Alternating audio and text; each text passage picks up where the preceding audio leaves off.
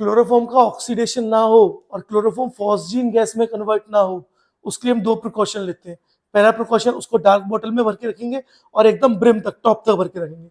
दूसरा प्रिकॉशन, हमेशा क्लोरोफॉर्म में 0.5 से 1% इथेनॉल, ये पूछा जाता है, को फिल करके रखते हैं, जिसकी वजह से क्या होता है, अगर किसी तरह से थोड़ा बहुत क्लोरोफॉर्म फॉस्जीन गैस में कन्वर्ट भी हो रहा है तो उसको इथेनॉल क्या करेगा, डाइथल कार्बोनेट में कन्वर्ट कर देगा, जो पॉइजनस नहीं।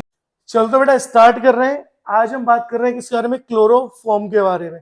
अब देखो सुनो, हेलो एल्केन हेलो एरिन में क्लोरोफॉर्म एक बहुत इंपॉर्टेंट टॉपिक है, जिसको ज्यादातर बच्चे क्या करते हैं, छोड़ देते हैं, टीचर्स नहीं कराते। तो अपन क्लोरोफॉर्म को करते हैं, उसको पढ़ते हैं, क्योंकि वहां से हर साल बोर्ड में भी और नीट में भी question फंसेगा he फंसेगा।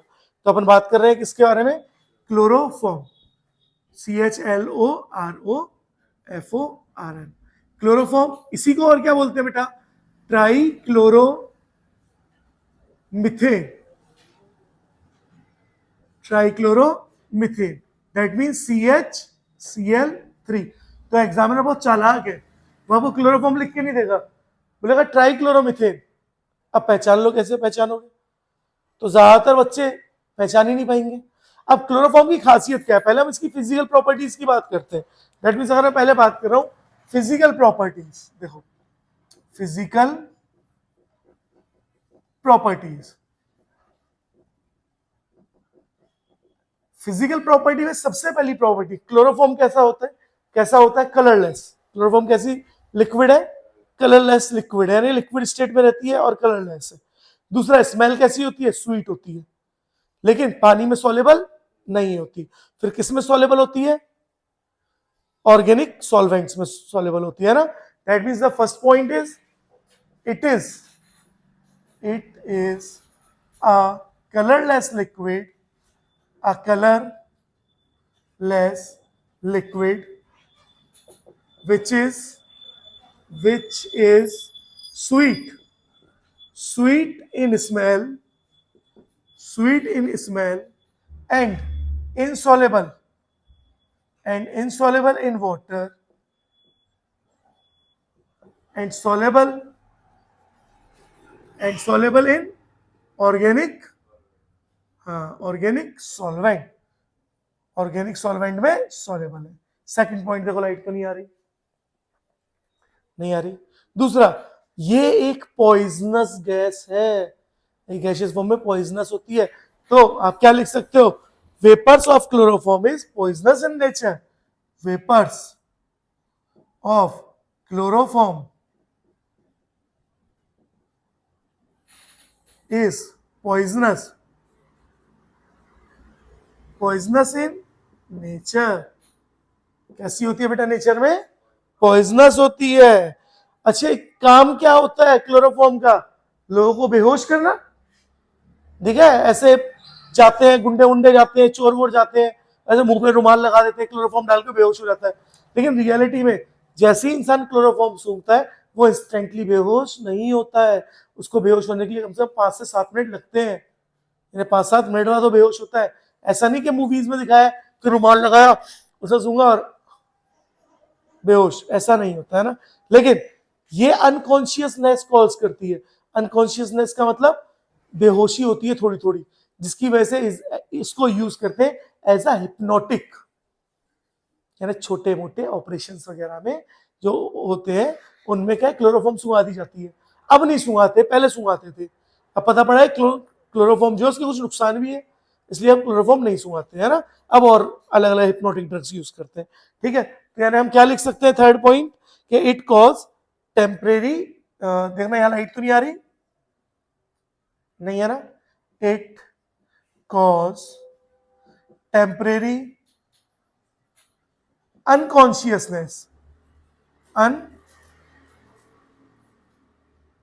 unconsciousness due to which it is used as anesthetic। Anaesthetic का मतलब क्या होता है, देखा ना, डॉक्टर बोलता है, मूवीज में देखा होगा, गिव 5 ml ऑफ एनेस्थीसिया, यानी ऐसा ड्रग जो पेशेंट को अनकॉन्शियस कर दे या मतलब बेहोश टाइप का कर दे, है ना। ऐसा होता है ना कि ऑपरेशन चल रहा है, पेशेंट पता पड़ा एनेस्थेशिया अच्छे से नहीं दिया डॉक्टर ने पेशेंट को, ऑपरेशन चल रहा है, डॉक्टर ने उसका पेट खोल रखा है और पेशेंट उठ के बोल रहा है डॉक्टर साहब क्या कर रहे हो, ऐसा होता है क्या? देखो चालू है, चलो देखो 3 पॉइंट हो गए। चौथा पॉइंट, बॉइलिंग पॉइंट जो होता है क्लोरोफॉर्म का, boiling point of chloroform is 61 degree Celsius. कितना होता है बेटा? 61 डिग्री सेल्सियस। और ये एक अच्छा सॉल्वेंट होता है किसके लिए? ऑयल्स के लिए, वैक्स वगैरह के लिए ना। तो हम क्या बोल सकते हैं? It is a good solvent for fat, oil and wax. It is a good solvent for fat, wax and oils के लिए अच्छा सॉल्वेंट होता है। बोलो क्या ये फिजिकल प्रॉपर्टी आज के बाद याद रहेंगी? बात करते हैं केमिकल प्रॉपर्टीज जो ज्यादा इंपॉर्टेंट है, ठीक है? तो बात कर रहे हैं chemical properties. Chemical properties, chemical properties में सबसे पहले मैं प्रॉपर्टी बात करूंगा ऑक्सीडेशन। देखो बड़ी मजेदार है, ऑक्सीडेशन। अब क्लोरोफॉर्म लाइट की प्रेजेंस में ऑक्सीडाइज होता है और एक पॉइजनस गैस बनाता है फॉस्जीन, है ना? यानी हम क्या बोल सकते हैं? Chloroform CH, Cl3 oxidised in presence of light and forms a poisonous gas called phosgene. What is phosgene? COCl2. That means अगर आपके पास क्लोरोफॉर्म है CH, Cl3 और क्लोरोफॉर्म का आपने ऑक्सीडेशन कराया लाइट की प्रेजेंस में, तो आपके पास मिल जाएगा Cl, C double bond O और Cl प्लस HCl, और इसको बोलते हैं बेटा फॉस्जीन गैस, जो कैसी होती है? पॉइजनस होती है। पता पड़ा कि इंटेंशन तो बेहोश करके चोरी करने का था किसी के घर में, या डॉक्टर है उसके पास जो है क्लोरोफॉर्म है, इंटेंशन तो क्या है कि इसको थोड़ा सा बेहोश करके इसका इलाज कर दूंगा, छोटा मोटा माइनर ऑपरेशन कर दूंगा। लेकिन पता पड़ा जो क्लोरोफॉर्म जो थी वो तो फॉस्जीन बन गई है, पेशेंट को सुंघाया और पेशेंट सूंघ गया, है ना? समझ पा रहे हो? तो इसलिए बहुत ध्यान रखना पड़ता है। इसी वजह से due to conversion of chloroform into phosgene, some precaution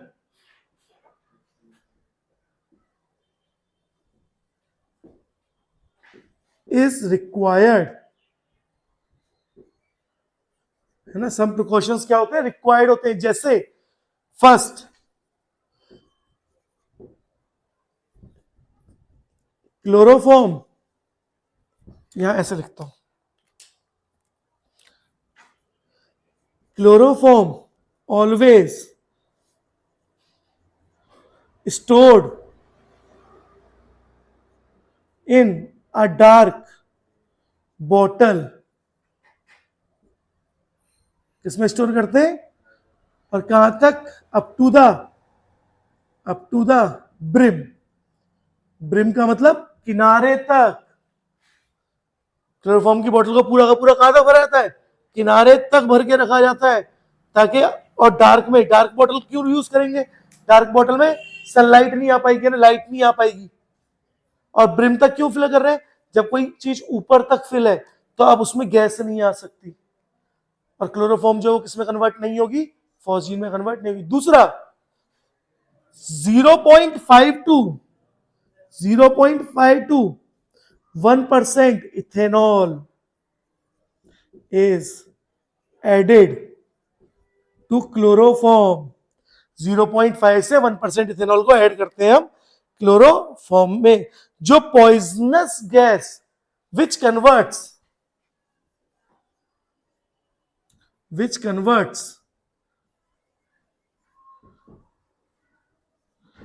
poisonous या phosgene gas into non poisonous diethyl carbonate. कैसे, देखो बताता हूं आपको। देखो फॉस्जीन से रिएक्शन कराएंगे और यहां से क्या हो गया, 2H और 2Cl, 2 मोल HCl माइनस हो गए और क्या बना, C डबल बॉन्ड O, यानी कार्बोनेट ग्रुप आ गया और डाई इथाइल है ना, तो C2H5 और C2H5, तो इसको डाई इथाइल कार्बोनेट भी कार्बोनेट बोलेंगे, है ना। बोलो क्लियर है। इसका मतलब दोबारा से सुन लो, क्लोरोफॉर्म का ऑक्सीडेशन ना हो और क्लोरोफॉर्म फॉस्जीन गैस में कन्वर्ट ना हो, उसके लिए हम 2 प्रिकॉशन लेते हैं। पहला प्रिकॉशन, उसको डार्क बॉटल में भर के रखेंगे और एकदम ब्रिम तक, टॉप तक भर के रखेंगे। दूसरा प्रिकॉशन, हमेशा क्लोरोफॉर्म में 0.5 से 1% इथेनॉल, ये पूछा जाता है, को फिल करके रखते हैं, जिसकी वजह से क्या होता है, अगर किसी तरह से थोड़ा बहुत क्लोरोफॉर्म फॉस्जीन गैस में कन्वर्ट भी हो रहा है तो उसको इथेनॉल क्या करेगा, डाइथल कार्बोनेट में कन्वर्ट कर देगा, जो पॉइजनस नहीं होता और पेशेंट नहीं मरेगा। ये केमिकल्स हैं, खिलवाड़ नहीं कर सकते इनसे हम, है ना। तो एक बार नोट करो, देन फिर HNO3 के साथ रिएक्शन पढ़ते हैं, और भी रिएक्शंस पढ़ेंगे, है ना। करो बेटा एक बार फटाफट नोट। देखो सेकंड केमिकल प्रॉपर्टी हम बात कर रहे हैं, रिएक्शन विद HNO3, किसके साथ रिएक्ट कर रहे हैं बेटा, सेकंड रिएक्शन विद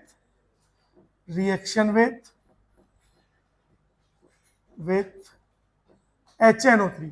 बेटा जैसे ही आप HNO3 के साथ क्लोरोफॉर्म की रिएक्शन कराओगे, मैंने बोला CHCl3 और इसकी HNO3 के साथ रिएक्शन कराई, तो HNO3 के साथ रिएक्शन कराने पे जैसे ही आप इसको हीट करोगे, यहां से वाटर रिमूव होगा, यानी OH यहां से हटेगा, H यहां से हटेगा, तो H2O हटेगा और CCl3 जुड़ जाएगा NO2 से, और इसका नाम क्या है बेटा, क्लोरो नाइट्रोफॉर्म। इसी को बोलते हैं बेटा क्लोरोपिक्रिन, ये नाम याद रखना, इसी को क्या बोलते हैं, क्लोरोपिक्रिन। देखा है, जब कहीं पे धरना वरना देते हैं, है ना, तो पुलिस वाले क्या है, गैस फेंक फेंक के मारते हैं, गैस के बॉम्ब्स वाले, आंसू गैस, टीयर गैस, देखा है, ये वही टीयर गैस है क्लोरोपिक्रिन। तो क्लोरोपिक्रिन क्या है, ये टीयर गैस है, आंसू गैस, इसी को यूज करते हैं। तो पता है कैसे बना, क्लोरोफॉर्म से बनी है टीयर गैस, और ये बहुत जोर से लगती है आंखों में, ऐसा लगता है आंखें फोड़ दी, है ना, ठीक है। तीसरा रिएक्शन विद एसीटोन, थर्ड, बड़ा मजेदार, देखो लाइट तो नहीं आ रही, रिएक्शन विद एसीटोन। एसीटोन के साथ जब आप क्लोरोफॉर्म को रिएक्ट कराते हो, CHCl3 plus CH3 C double bond O CH3, this is acetone. जैसे आप इसके साथ रिएक्शन कराते हो तो ये बनाता है CH3C OH CH3 और CCl3, इसको बोलते हैं क्लोरीटोन, CHLORETON, है ना,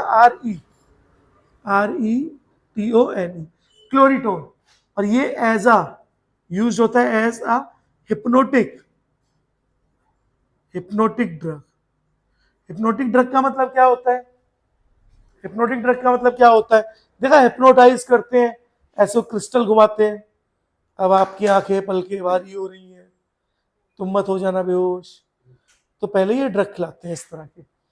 तो उनमें से एक ड्रग ये भी है, इसको भी यूज कर सकते हैं, ठीक है। साइकेट्रिस्ट वगैरह के पास जाते हो ना, तो बोलते हैं पहले दवाई खा लो, फिर तुम्हें हिप्नोटाइज करेंगे, फिर तुम्हारा पास्ट पता करेंगे, प्रिजनम में तुम गधे थे, बैल थे, राजा थे, कुछ भी हो सकते हो, है ना। तो ये हो गया, है ना। चौथी रिएक्शन सबको पता है, क्लोरोफॉर्म की रिएक्शन एसिडिक मीडियम, वो एक्वस या एल्कोहलिक KOH के साथ हो रही है, बहुत ध्यान सुनना, रिएक्शन का नाम बताना। जब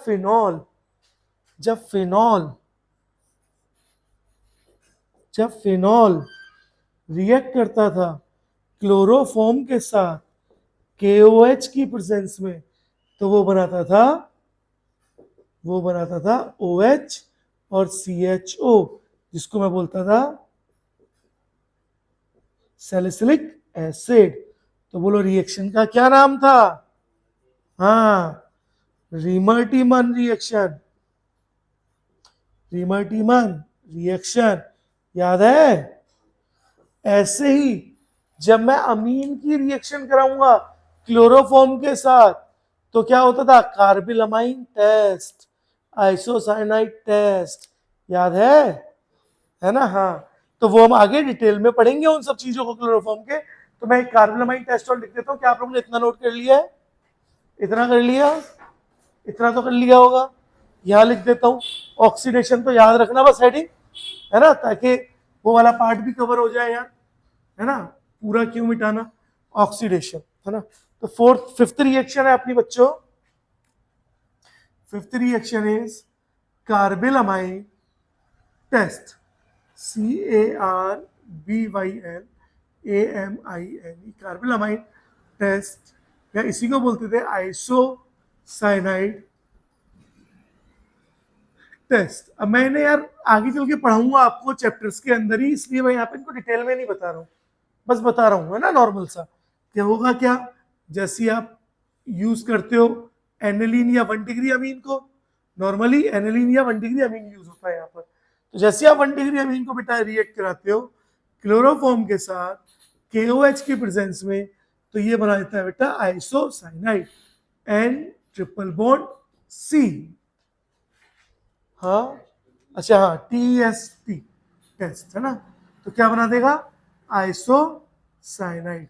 लेकिन याद रखना है सिर्फ 1 डिग्री अमीन, 1 डिग्री एरोमेटिक अमीन या 1 डिग्री एलिफेटिक अमीन ही बनाते हैं। बोलो क्लियर है? इसी के साथ आपका होता है क्लोरोफॉर्म समाप्त। ठीक है, कर लो बेटा नोट।